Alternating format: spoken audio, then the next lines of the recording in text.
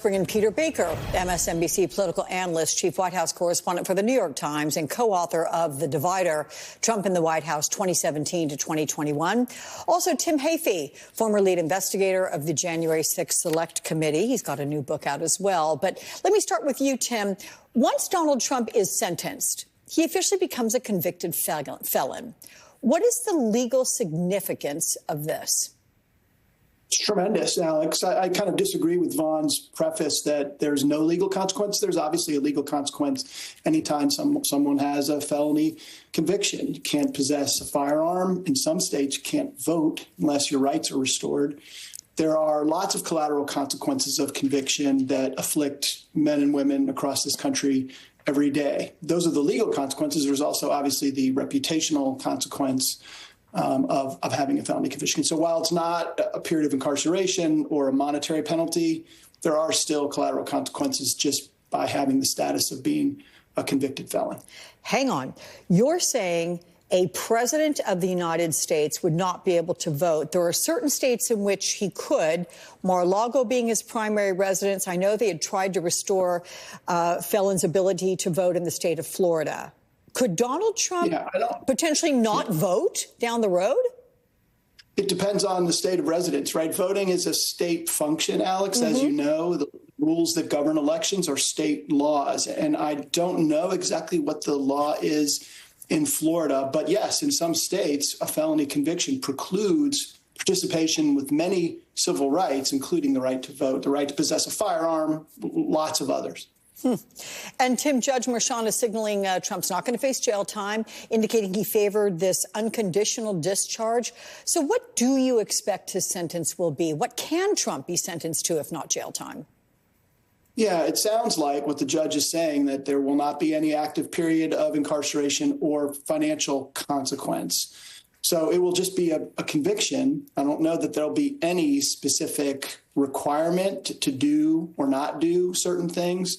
So the ultimate sanction will be the felony conviction and whatever legal consequences flow therefrom. I can't say I'm not surprised about that, Alex. I mean, this is a person who's a first-time offender, no prior criminal record. This is a nonviolent offense. Again, I don't know that there's really any clear precedent for a case like this, but not shocking that a first-time defendant in a nonviolent case receives a sentence that does not include active jail time. So, Peter, you've spent years reporting on presidential administrations. That includes Donald Trump's, and thus the book you wrote. What does Trump entering the White House as a convicted felon mean, not just to the country, but to Trump himself? Well, look, obviously, he doesn't want to enter the White House as a convicted felon. He has been working very hard to try to wipe out the various criminal liabilities that he had faced in these last 4 years, that he has successfully, by winning election, gotten rid of, in effect, the other 3 indictments, or at least 2 of the indictments. And then the other one in Georgia seems to be on its hind legs because they just got the prosecutor removed. We'll see if that one even goes forward. And he wants to get rid of this one, too. It matters to him. It matters, to not just his reputation, but his sense of, pride, his sense of identity. Being a convicted felon, as we just talked about, is a brand on your forehead, and will be in his obituary when it is written someday down the road. The first president of the United States ever to be convicted of felony crimes. So he's reacted, in fact, to the judge's decision, or the judge's statement, viciously, vicious attacks against the judge, rather than say, "Oh, thank goodness I'm not going to be sentenced to prison or a fine, that this is going to get me off pretty light." He's just going after the judge for refusing to simply dismiss the case altogether, even though a jury found him guilty. So, Tim, I'm curious what an appeal process looks like. And I just want to be clear, if Judge Merchan sentences him this coming Friday, January 10th, if he does that day as a convicted felon, does that moniker stay with Donald Trump during an appeals process?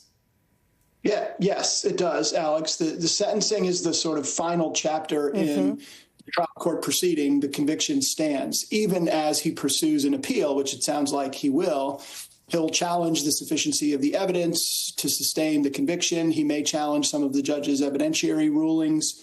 There were issues with jurors and a potential allegation that they were biased against him and not sufficiently screened in the process. So there will be claims he will raise to the appellate courts in New York State. But in the meantime, as he pursues that appeal, yes, that conviction is final. Any consequences would be imposed, and he will have the status of being a convicted felon.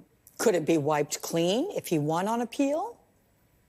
Yes. I mean, if the appellate court found that there was an error in the trial court's decisions about admission of evidence or any conduct which would be sufficient to undo the conviction, then yes, that would undo the jury's guilty finding conviction. I think that's unlikely here. This was a carefully tried case. I don't see anything just in following it in the news that would give me great pause if I were the district attorney. But again, you don't know until you go through the appellate process.